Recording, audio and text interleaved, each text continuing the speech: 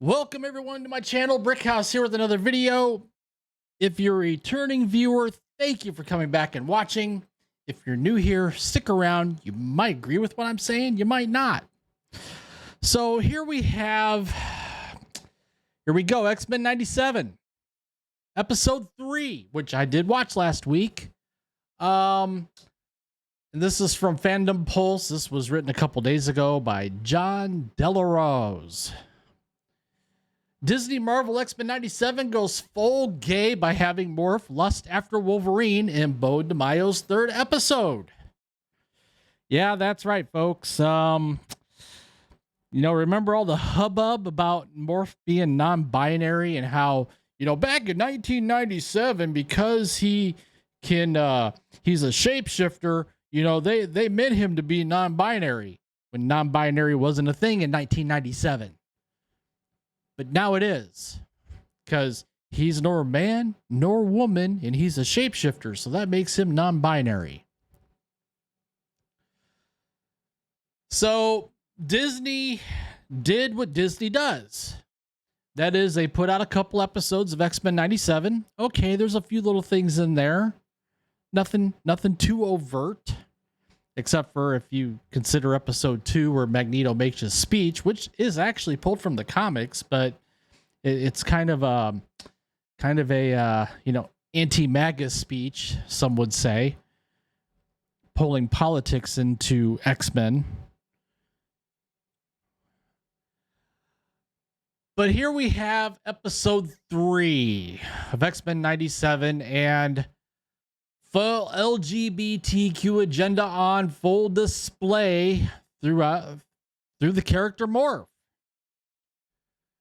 Bo DeMaio, even though he's no longer part of the MCU or, in this case, the animated series, he still had his hands in this, folks. And he said that Disney brought him in to communicate his experiences as a gay black man as the series was about to premiere. Then shortly before the premiere, he was dismissed. This came with a flurry of bad PR for X-Men 97 as Morph was revealed to be non-binary, sparking outrage among Marvel fans. And yes, I wasn't too happy about it either, as well as some others. On top of it, one of the lead designers gave an interview about how body diversity to virtue signal the show's identity politics. Yeah, what happened to Rogue's behind? Just saying. So, I, like many others, watched the first couple episodes. Okay. I do like the throwbacks of the animation to what it was in 1997. And it gives you that feel. However, it was noted by a critic that the second episode was a reference to MAGA in J6. We know that. But now we get to the nitty gritty, which is episode 3. Here's where it comes out.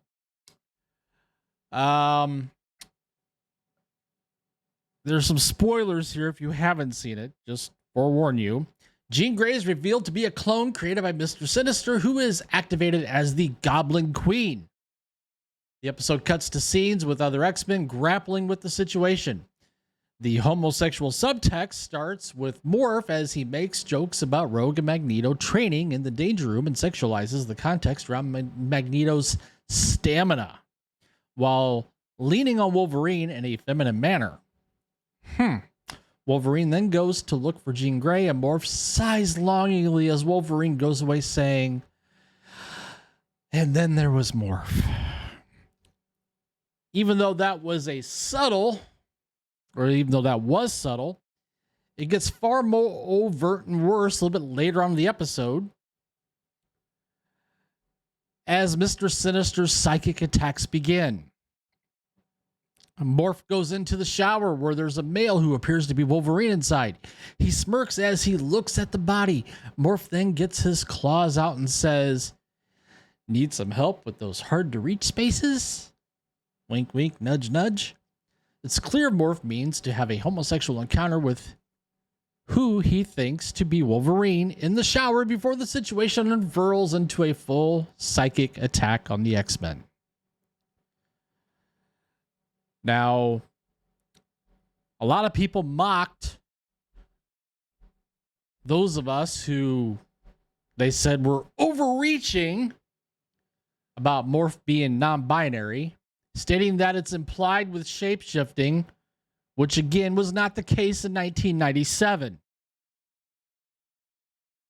as the word is a much more modern construct. Absolutely correct. Non-binary was not a thing in 1997. But the outraged fandom has proved to be correct again, as yet another character in a kids' TV show has been turned into an overt homosexual in order to push the message. Reaper Killer creator Joe Sontag wasn't impressed with the change, stating on X, so they waited for episode 3 of X-Men 97 to make that non-binary Morph pretty much straight up gay. Oh, that's what Disney does. It's the bait and switch. Couple episodes, hey, this looks pretty good. This looks pretty decent. Then the next thing you know, oh crap, we got full on. Here you go. The message. Other fans voiced similar disgruntled opinions on the change for Morph, who originally was portrayed as a male with no sexual overtones toward characters like Wolverine. But now all of a sudden, Morph has the hots for Wolverine. With this being the third episode, one can expect Bo DeMaio to incorporate his black gay man experience into more episodes in the future as X-Men 97 settles in and Disney Marvel becomes more comfortable making radical changes with an already hooked audience. I wouldn't say the audience is already hooked. I mean, the numbers did come out, and I haven't really gone over that article, but I guess they weren't as high as they were anticipating. So what do you guys think of X-Men 97 so far and Bo DeMaio inserting a gay Morph? What do you guys think? Comment down below. I mean, me, I think it's crazy to be pushing that kind of agenda or that kind of message in a cartoon. But what do you think?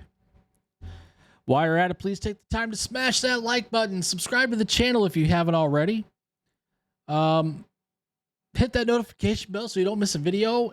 And as always, thank you for watching. Thank you for tuning in. I appreciate the support. And I will catch you guys in the next one.